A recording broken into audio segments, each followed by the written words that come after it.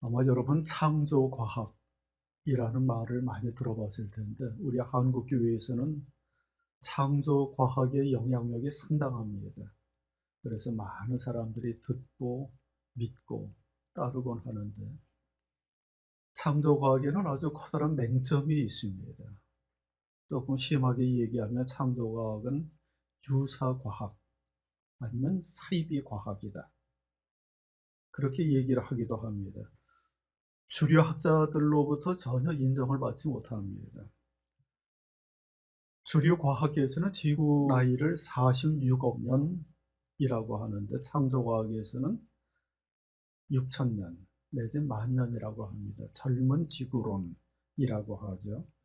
왜 6천 년이냐 질문을 던지면 성경에 나오는 창조 이후의 모든 연대와 시간을 더하면 6천 년이 된다. 그렇게 주장을 합니다. 그러니까 이네들은 성경을 볼 때 문자주의로 바라보고 해석을 합니다. 문자 하나하나를 역사적 사실, 과학적 사실로 받아들이고 문자에 집착을 합니다. 오늘 창세기 본문을 보면 에덴 동산 이야기가 나오는데 아주 재미난 풍경이 펼쳐지죠. 에덴 동산이 있는데 거기에서 네 줄기의 강이 발원을 해서 사방으로 흘러내리고 동산 한가운데는 생명나무 그리고 선악을 알게 하는 나무가 자리 잡고 있습니다. 하나님께서 거기에서 흙을 취해서 빚어서 사람 모양을 만들고 거기다가 숨을 불어넣으시니까 생명체가 되었다라고 이야기를 하고 그렇게 만든 사람이 남자였는데 그 남자가 잠자는 동안에 갈비뼈를 뽑아가지고 또 한 작품을 만들었더니 여자가 생겨났다라고 말씀을 합니다. 그리고 나서 뱀이 나타나서 그 여자를 유혹해서 선악과를 따먹도록 이끌어갔다. 이런 내용들이 창세기 2장, 3장에 걸쳐서 나오는 이야기입니다.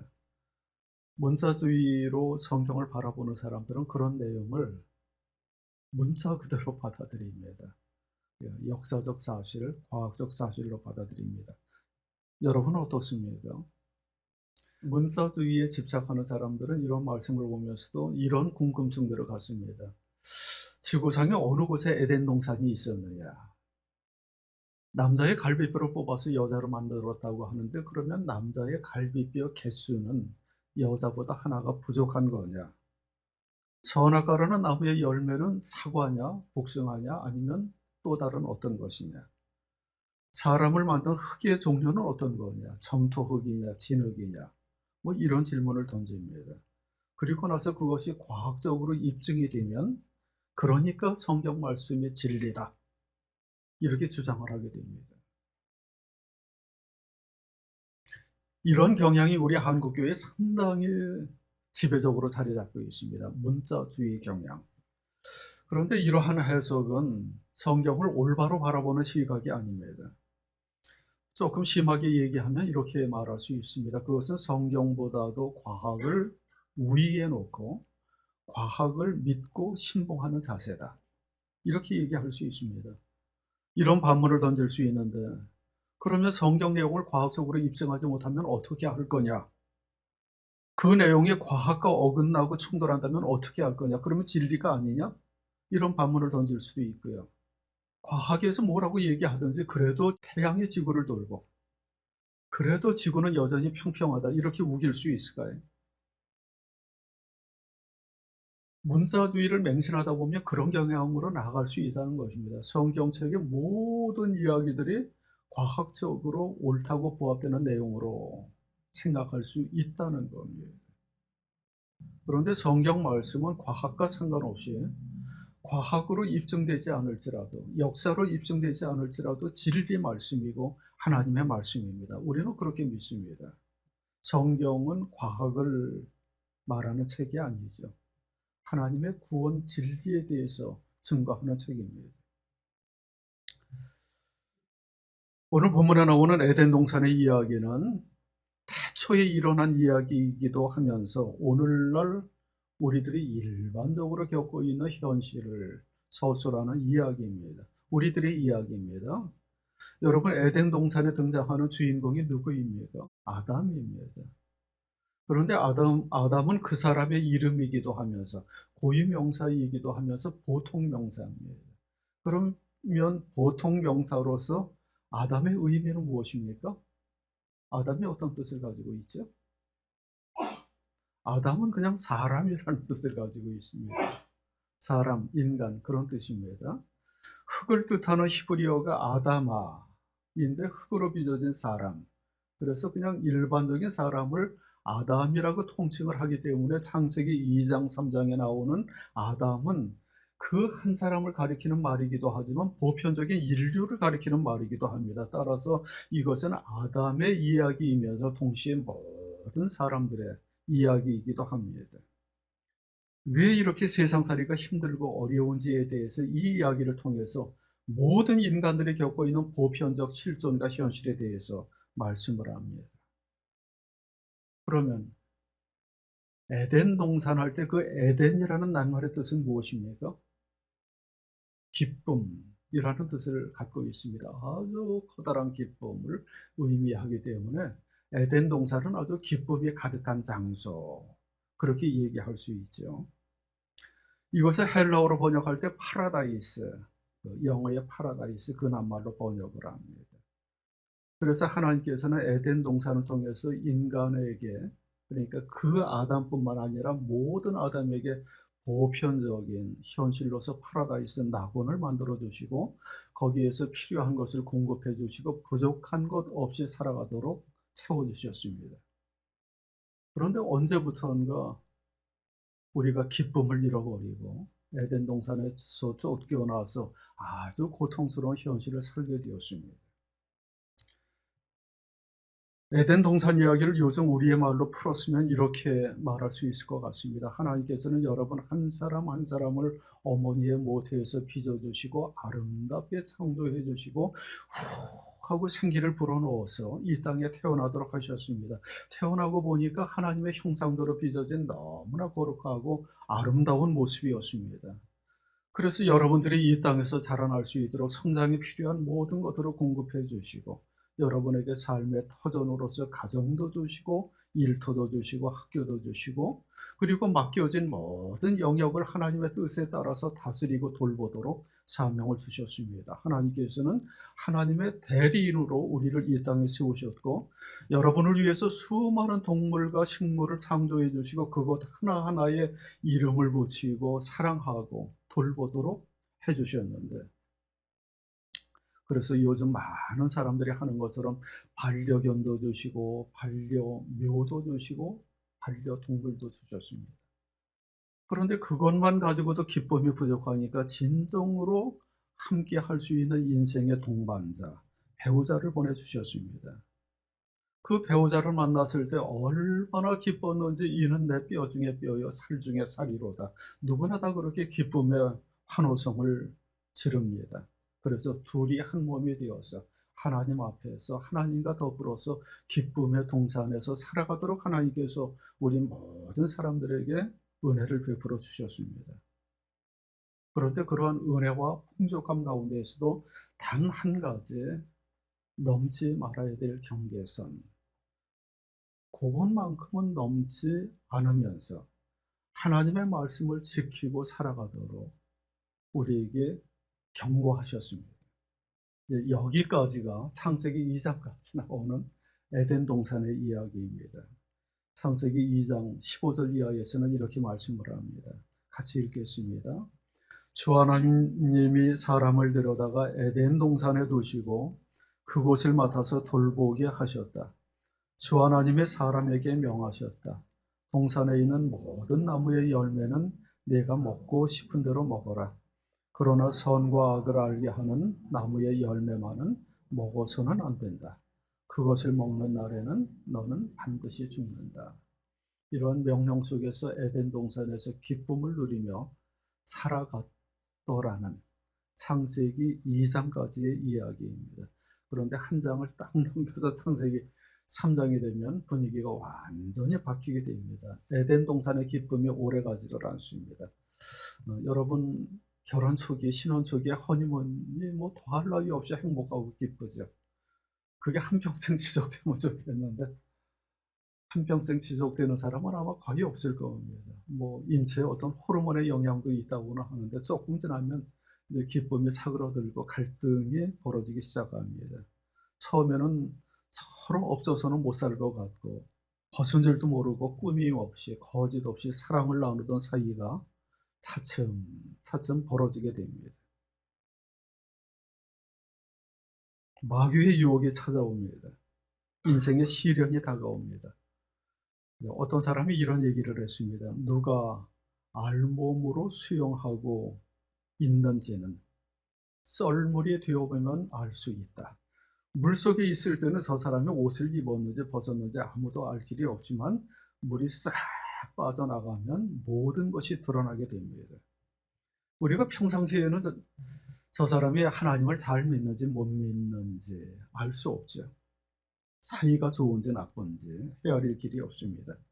뭐 다들 그냥 괜찮아 보입니다. 부부 사이도 괜찮아 보이고 하나님도 잘 믿고 교회 생활도 열심히 하는 것처럼 보이는데 인생의 위기와 시련이 닥치게 되면 본색이 드러나게 됩니다. 여지없이 실체가 드러납니다. 오늘 세 군데 본문 말씀을 읽었습니다. 마태복음, 로마서, 창세기 말씀. 그런데 공통되게 우리 인생들이 겪는 시련과 시험에 대해서 말씀을 합니다. 마태복음에서는 예수님께서 공생애를 앞두고 광야에서 40일 동안 금식을 하고 마귀의 혹독한 시험을 받는 이야기가 나옵니다. 세 가지 시험을 하죠. 돌로 떡을 만들어 봐라. 거룩한 성전 꼭대기에서 뛰어내려 봐라. 천하만국의 영광을 너한테 주겠다. 엎드려 절해라. 시험을 합니다. 창세기에서는 뱀이 나타나서 물론 여기에 뱀은 마귀를 뜻하는 용어죠. 여자에게 유혹을 합니다. 그런데 한쪽에서는 시험을 이겨내고 한쪽에서는 시험에 패배를 합니다. 예수님은 시험에서 승리를 하고 아담은 시험에서 무너지게 됩니다. 로마서 본문에서는 한쪽을 첫 번째 아담이라 하고 다른 쪽을 두 번째 아담이라고 대비를 합니다. 창세기에서는 마귀가 나타나서 여자를 공격하는데 약점을 찾아서 공격을 합니다. 여러분, 여자의 약점이 무엇입니까? 마귀가 여자를 공격할 때는 여자에게 어떤 약점이 있기 때문에 그 약점을 비집고 들어가지 않았겠습니까? 여자에게 어떤 약점이 있습니까?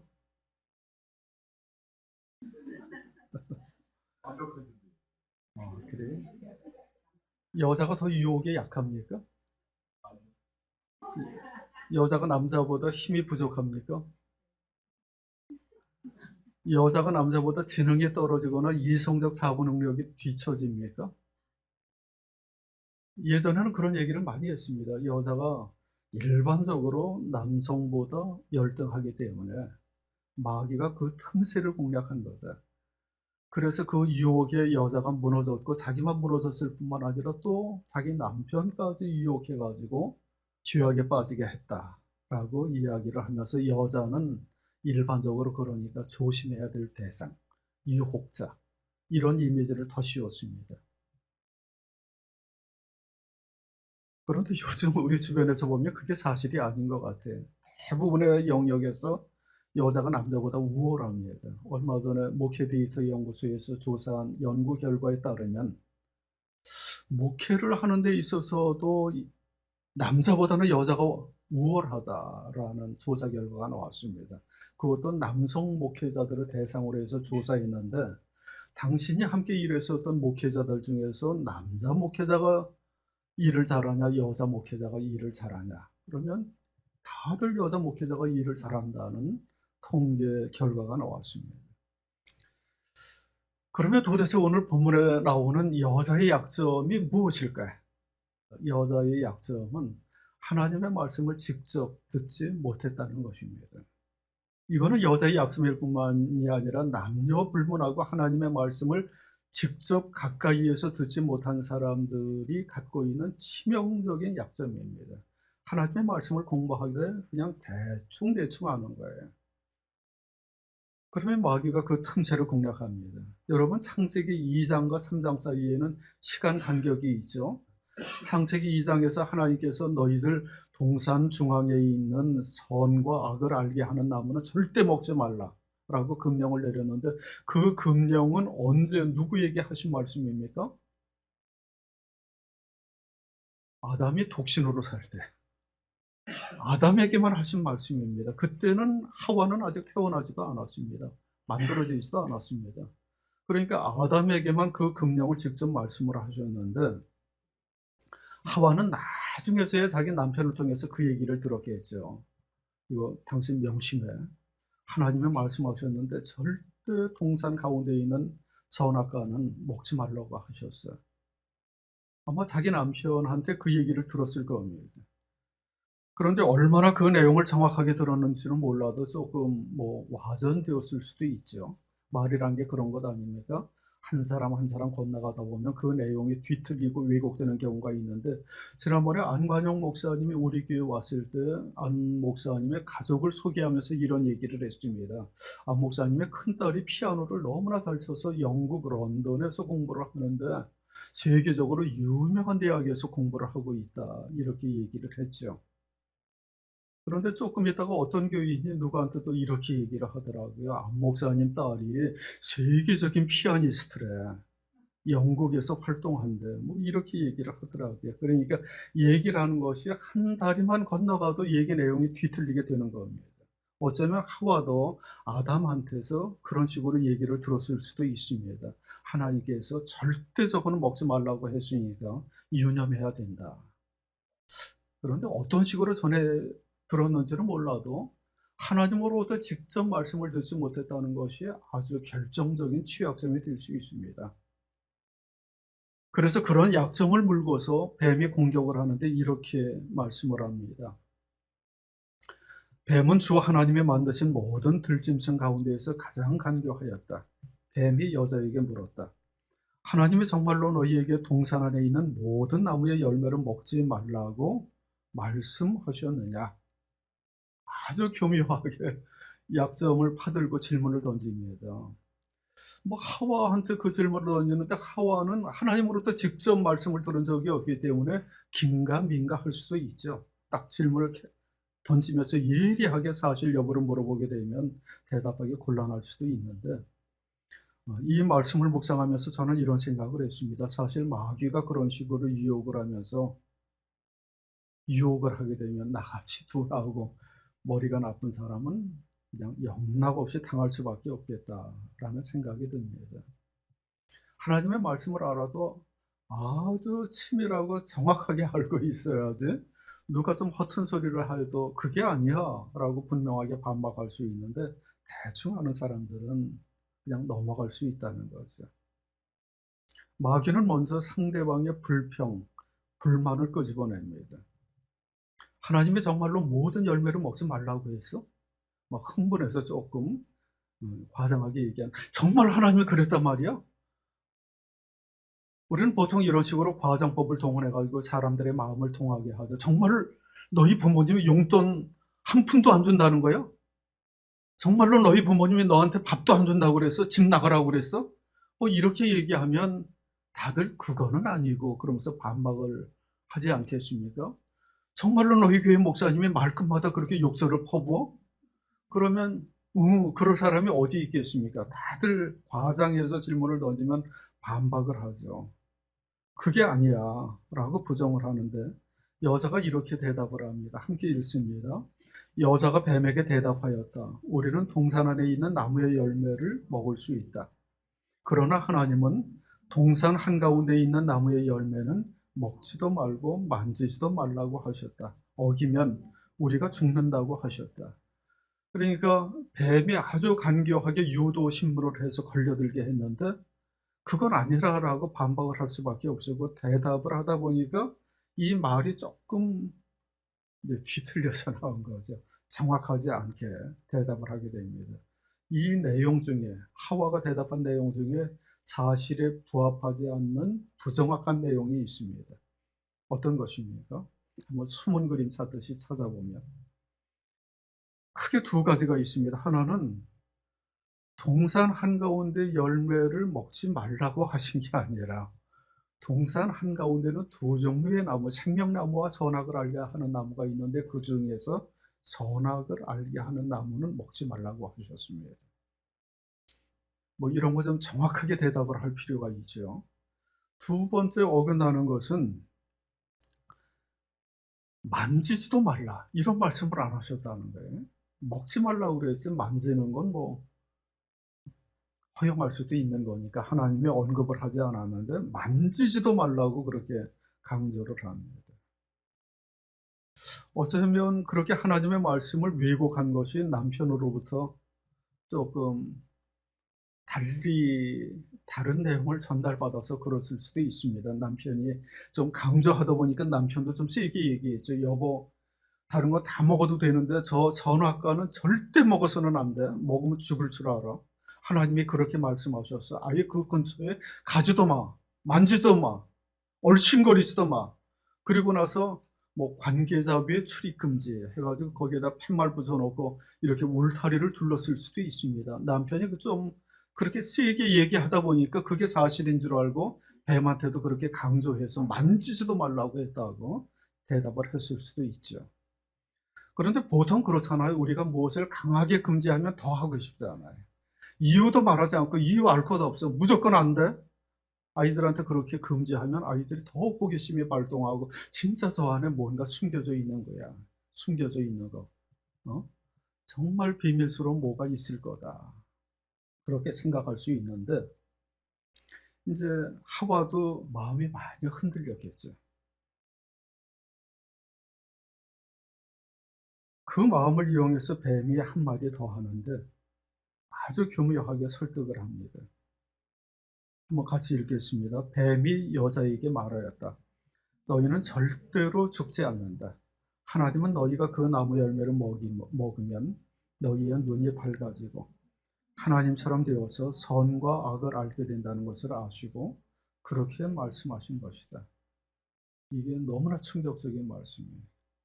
하나님의 말씀을 아주 정면에서 반박을 합니다. 선악과를 먹으면 죽는 게 아니라 도리어 눈이 밝아져. 하나님처럼 된데도 그래서 하나님께서 그것을 금지하신 것이야.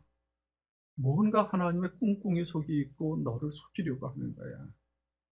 그렇게 유혹을 하는데 마음이 흔들리지 않을 수 없는 거죠. 그러면 이제까지 내가 하나님한테 속으면서 살아왔나? 하나님께서 뭔가 감추시는 게 있나? 뭐 이런 신앙의 회의가 일어날 법합니다. 하나님에 대해서 의심하고 불신하게 되죠. 여러분 이럴 때는 어떻게 해야 됩니까? 여러분 신앙생활 잘하다가 이런 의심, 회의, 불신이 몰려올 때 있잖아요. '아 이 말씀이 이거는 나한테 해당 안 돼. 왜 이런 말씀을 하셨지? 이거는 도저히 받아들일 수 없어.' 뭐 그러면서 의심이 일어날 때 여러분은 어떻게 해결하십니까? 내 인생에 이렇게 시련과 위기, 어려움이 많이 찾아오는 것. 이건 정말 하나님께서 나를 버리시고 나한테 관심이 없다는 증거겠지. 뭐 등등 그런 시험이 몰려올 때 어떻게 하십니까?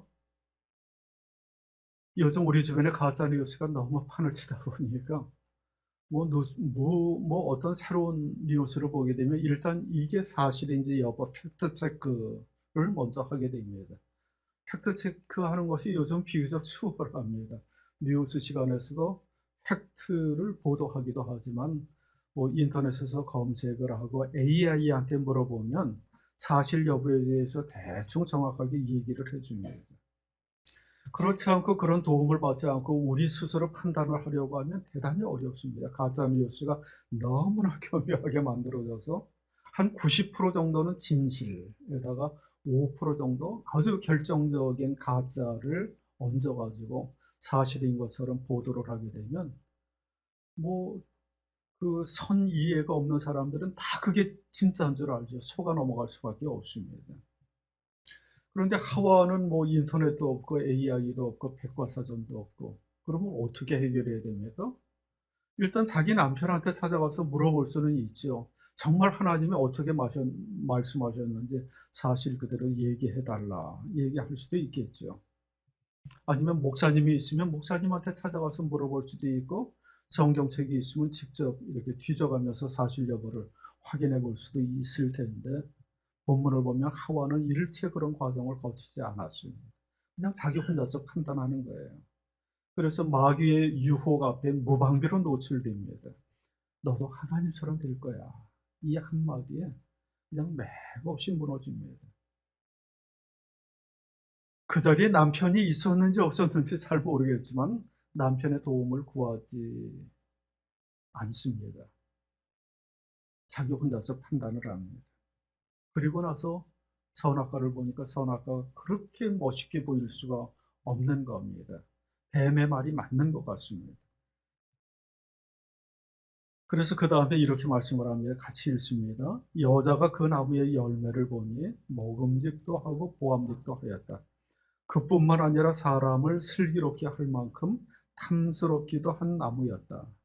이런 걸 확증 편향이라고 하죠. 사실 여부에 상관없이 자기가 가지고 있는 신념 그대로 사물을 투영해서 바라보는 겁니다. 아는 대로 보이고 보이는 대로 보인다. 보고 싶은 대로 보인다라고 얘기를 하는데, 요한일서 2장에서 세상에 있는 모든 것이 육신의 정욕, 안목의 정욕, 이생의 사랑이라고 하는데, 정말 그런 시각으로 보니까 선악과가 맞아. 뱀의 말이 맞는 거야. 내가 이제까지 하나님한테 속아서 살아왔어. 그래서 그 유혹을 물리치지 못하고 선악과를 따먹고 남편한테도 건네주었습니다. 남편이 그 현장에 있었는지 없었는지를 알 수 없습니다. 그 6절의 말씀으로 보면 남편한테 건네줄 때 마치 그 자리에 있었던 것처럼 설명하기도 하는데 정확한 표현이 아니라서 사실 여부를 정확하게 알 수는 없지만, 하여튼 남편한테 건네주고 남편은 자기 부인이 건네주는 거니까 아무런 의심 없이 받아서 먹었습니다. 그래서 둘이 똑같이 공범죄가 되고, 그 이후의 결과에 대해서는 너무나 잘 아실 겁니다.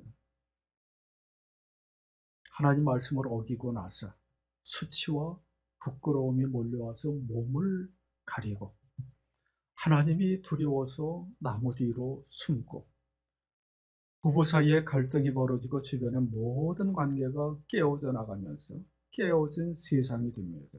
수치심, 두려움, 소외감이 찾아옵니다. 그래서 낙원을 잃어버리고 낙원 바깥에 고통스러운 현실로 내몰리게 됩니다.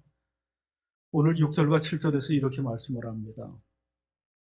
여자가 그 열매를 따서 먹고 함께 있는 남편에게도 주니 그도 그것을 먹었다. 그러자 두 사람의 눈이 밝아져서 자기들이 벗은 몸인 것을 알고 무화과 나무 잎으로 치마를 엮어서 몸을 가렸다.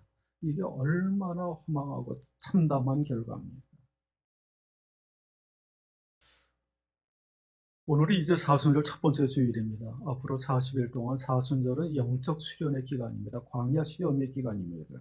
이 기간을 보낼 때 오늘 본문의 말씀을 유념할 수 있기를 바랍니다. 에덴 동산의 이야기는 맨 옛날 그 사람들의 이야기만이 아니라 오늘 우리들의 이야기입니다.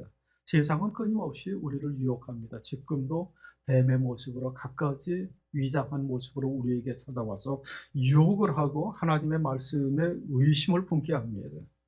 너도 하나님처럼 될 수 있어. 왜 그렇게 찌질이처럼 사는 거야? 너도 하나님처럼 될 수 있대도 네 인생의 주인은 너야.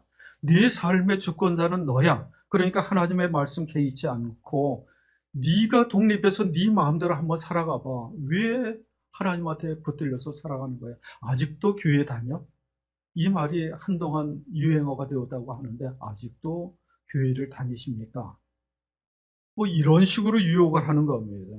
그거 순 거짓말이라도 너를 묶어두려고 하는 하나님의 공작이야. 여러 가지 변형된 형태로 우리에게 그런 유혹이 다가오면 정말 헤쳐하기가 어려운데, 그런 유혹 앞에서 예수님처럼 사람이 떡으로만 살 것이 아니라 하나님의 입에서 나오는 모든 말씀으로 살 것이니라. 주 너의 하나님을 시험하지 말라. 사탄아 물러가라. 주 너희 하나님께 다만 경배하고 그를 섬기라. 이렇게 예수님처럼 하나님 말씀으로 단호하게 물리치고 말씀에 순종함으로써 실패한 아담이 아니라 승리한 예수님의 삶을 살아갈 수 있기를 간절히 원합니다. 오늘 로마서 본문의 마지막 절에서는 이렇게 말씀을 합니다. 그러니 한 사람의 범죄 행위 때문에 모든 사람이 유죄 판결을 받았는데 이제는 한 사람의 의로운 행위 때문에 모든 사람이 의롭다는 인정을 받아서 생명을 얻게 되었습니다. 한 사람이 순종하지 않음으로 말미암아 많은 사람이 죄인으로 판정을 받았는데 이제는 한 사람이 순종함으로 말미암아 많은 사람이 의인으로 판정을 받을 것입니다.